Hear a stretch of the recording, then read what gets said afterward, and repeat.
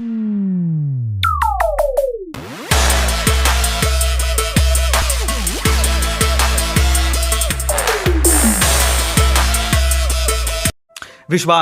एक ऐसी चीज है जो आपके जीने के मायने बदल सकती है। यही वो चीज है जिसकी वजह से लोग पत्थर की मूर्ति को भगवान समझ के पूजते हैं और उनकी मनोकामनाएं पूरी हो जाती हैं। अब विश्वास आपकी जिंदगी में कैसे परिवर्तन ला सकता है, इसको एक कहानी से समझने की कोशिश करते हैं। एक बार क्या हुआ, एक गांव में एक व्यक्ति बड़ा बीमार था क्योंकि उसे टीबी था। बीमारी ज्यादा बढ़ने की वजह से वो अपने गांव के ही वैद्य के घर पे पहुंचा। अब जैसे ही वो वैद्य के घर गया, उसको पता लगा कि वैद्य जी घर पे नहीं है, वो खेत में काम कर रहे हैं। तो वो खेत पहुंच गया। अब खेत में जाके उसने वैद्य जी को सारी बात बताई कि उसे क्या बीमारी है, क्या प्रॉब्लम है। वैद्य जी ने सारी बीमारी जानने के बाद उसे दवाई लिख के देने की कोशिश करी, लेकिन खेत में ना पेपर था ना पेन। तो उन्होंने पास में ही रखी एक लाल ईंट को उठाया और उसके पास में कोयला पड़ा था, तो कोयले को उठा के और लाल ईंट को उठा के उस कोयले से लाल ईंट पे कुछ लिखा। उस व्यक्ति को देते हुए कहा कि ये ले लेना और इसे रोज पानी में घोल घोल के पीना।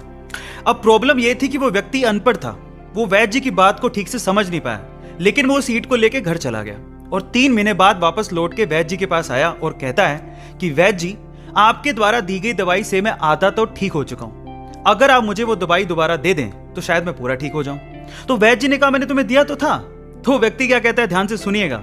वो व्यक्ति कहता है कि ईंटें तो हमारे घर पे भी पड़ी हैं, लेकिन उस ईंट पे जो आपने मंत्र फूंक के दिया था, अगर वो दे दें तो मेरा काम बन जाए। तो वैद्य जी हैरान रह गए।